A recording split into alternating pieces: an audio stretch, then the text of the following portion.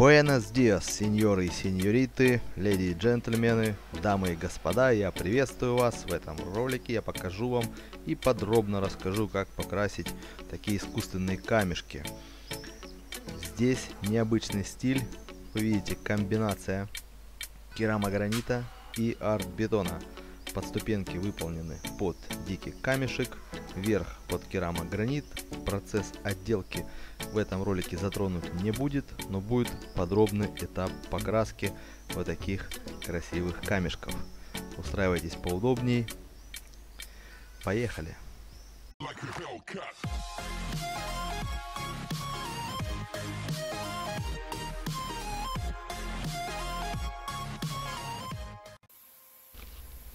Итак, друзья, первым этапом работ является грунтование поверхности.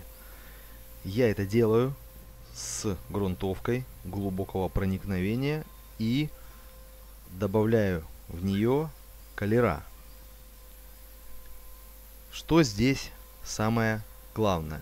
Самое главное — это хорошо пройти тщательно, особенно швы, особенно все засечки, которые вы сделали искусственно. Это нужно все тщательным образом обработать, чтобы грунт проник везде, не осталось ни одного пропуска.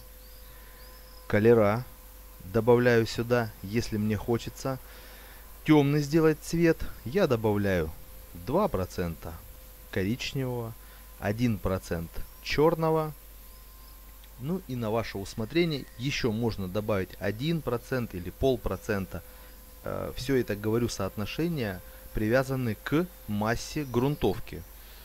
И значит 1 или 0,5% бежевого можно добавить какого-нибудь зеленого, болотного или охры, ну буквально полпроцентика, может быть даже еще чуть-чуть меньше, в зависимости, какой подложечный слой вы хотите получить. Я хочу получить такой слегка коричневатый, чуть-чуть с чернинкой и с такой болотного такого цвета, таким вот легеньким оттенком. Для чего это нужно, вы увидите дальше. Но самое главное, что швы у нас становятся на этом этапе темными, и дальнейшее их прокрашивание не требуется. Обязательно, если же вы будете делать такую комбинацию с подступенками и керамогранитом, то заклеивайте скотчем керамогранит, дабы потом не мучиться с отмыванием грунтовки и отмыванием краски. И, конечно же, аккуратно. Здесь нужно владеть техникой нанесения с краскопульта. Кто не владеет, делайте это аккуратно, что-нибудь еще подстилайте, может быть клееночку, какой-нибудь пластик на ступени, и можно это все прокрашивать и вручную. Просто немножечко дольше. Но запоминайте, самое главное — это тщательно пройти все поры кисточкой, все обязательно пройти, все швы, тщательно втереть грунтовку. На этом первый этап подходит к концу.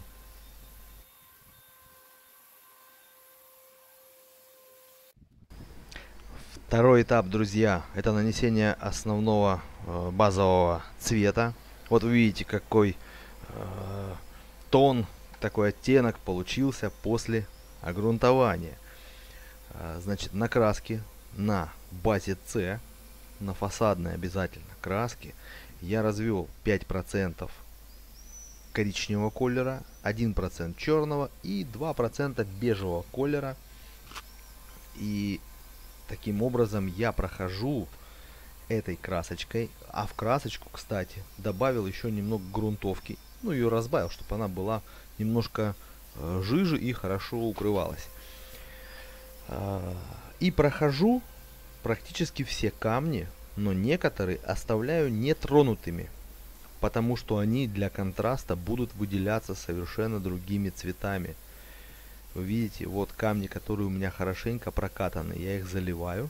А камни, которые зарезаны, подрезаны, вырезаны, там я буквально напыляю слегка. Вот видите, вот так получилось с пробелами, с пропусками. И такие места я еще кое-где прохожу, дорабатываю. То есть где мне нужно на свое усмотрение, я где-то добавляю больше вот этого коричневого, такой шоколадный такой получился цвет. Где-то я его больше добавляю местами. Локально прохожу.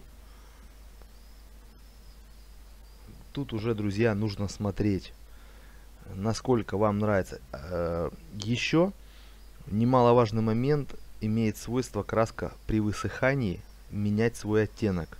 И вот дожидайтесь этого около часа, полчаса, ну если при жаркой погоде. Оттенок поменялся, и вы можете добавить. Ну а следующий тон, друзья, вот такой у нас песочный. Это охра с бежевым и слоновой костью. Примерно 5%, 2,1 в такой концентрации. Друзья, ну и теперь вот этим цветом охра, песочным таким цветом, я локально наношу его на те камни, которые были не прокрашены вовсе, но не закрашиваю их все. Оставляю еще пустоты для еще одного цвета.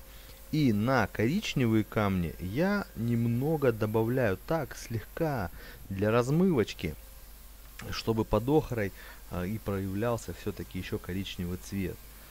Вот вы видите, да, как слегка-слегка напыляю, но некоторые камни закрашиваю прям хорошо для контраста.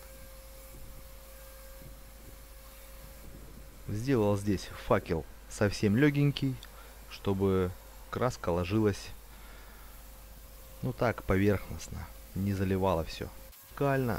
Здесь самое главное в этих этапах, когда красите, не попадать в швы, потому что швы у нас темно-серого цвета, они имитируют у нас натуральную кладку, поэтому закрасить пятнами швы будет некрасиво, и нужно будет их прокрашивать потом отдельно. Тут вы уже должны сами процесс этот контролировать и понимать, будете ли вы дальше их красить или не будете. В общем, те камни, которые были у меня вот как это, да, предназначены под эту серую окраску, они заливаются посильнее. А на остальные камешки я слегка-слегка напыляю, кое-где местами добавляю, где-то в центр, где-то по краям, чтобы у нас разнотоночка заиграла еще лучше.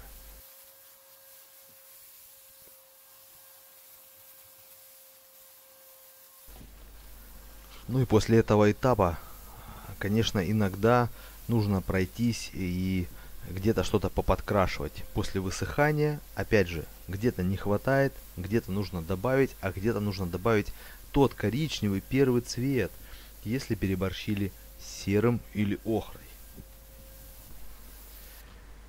Когда вы прошли и удовлетворены всеми результатами послойной этой покраски, переходим к методу сухой кисти. Но здесь я взял не белую краску и не бежевую в этот раз, а сделал светло-серую красочку. То есть, ну, также в белую добавил немного черного колера, и она получилась слегка сероватой. И также через губку сухой кистью проходим локально по макушечкам, по верхушечкам, где это нужно.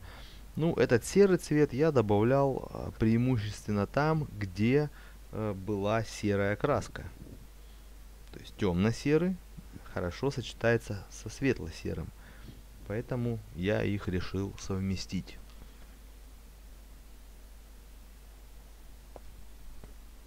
Здесь также вам подскажу, не торопитесь. Если вы наносите и видите, что мало, не торопитесь наносить больше.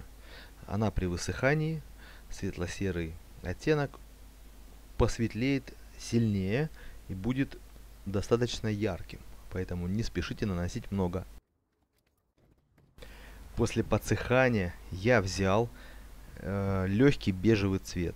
Также на краске на базе А добавил бежевого колера и песочного. И слегка-слегка такой бежевой краской я по макушкам пробежался по песочным и по коричневым тонам, чтобы они заиграли более интереснее и веселее. И опять же не тороплюсь, наношу понемножку, подсыхает, смотрю и жду, где-то нужно, добавляю больше, а где-то не добавляю. Кто досмотрел до этого этапа, большие молодцы. Это завершающий этап, лакировка. Сегодня я отступил от предыдущих методик нанесения силиконовой пропитки мокрый камень. И сегодня будет нанесен матовый акриловый лак. Особенность работы с матовым акриловым лаком следующая. Во-первых, лак он гуще, чем силиконовая пропитка, и вы должны это учитывать. Необходимо возвращаться назад, вот как я сейчас сделал, и вытирать, особенно где есть большие углубления, трещинки и так далее. Вот там нужно вытирать тщательно лак, потому что он, если образуются капли, он быстро, особенно на солнце, высыхает, и он останется белого цвета. При нанесении он как белое молоко, но при высыхании он светлеет. Но если вы переборщите со слоем, если у вас останутся капли, эти белые капли будут повсюду. И нужно будет их счищать, стирать и заново эти места лакировать. Поэтому не ленитесь. Прошли там 2-3 метра, вернулись назад, растушевали все кисточкой, еще раз размазали, где выплыли потеки, где образовались капли, их нужно тщательно убирать. Это мой вам совет. Ну, если вы наносите распылителем, значит тщательно проходим верхушку. Вы видите, здесь кирпич я уже не заклеиваю, незачем. Пускай немножко даже кирпича залакируется, меньше будет влагу в себя тянуть, еще и лучше будет. И также обязательно у низа, пусть это асфальт, пусть это брусчатка, неважно что это, тоже низа проходим и хорошенечко лакируем.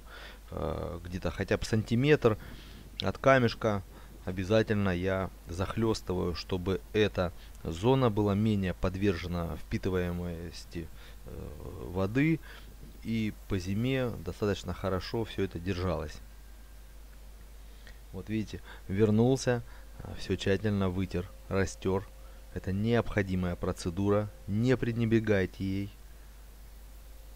Лак наносится тонким слоем. Запоминайте, если же опыта в этом нет, наносите тончайшим слоем, но лучше пройдите в 2 раза. Обычные лаки, акриловые на водной основе, с промежуточной сушкой между нанесениями 1 час. Пока вы по кругу пройдете весь дом, вот он час или там 2 часа уже прошло, и можете наносить следующий слой. Вот и подошел к концу ролик. Вот такой эффект получился. Не забывайте заходить в описание и смотреть полезные видео. Подписывайтесь, оставляйте свои комментарии. И, как всегда, желаю вам творческих успехов. До новых встреч, друзья. Пока.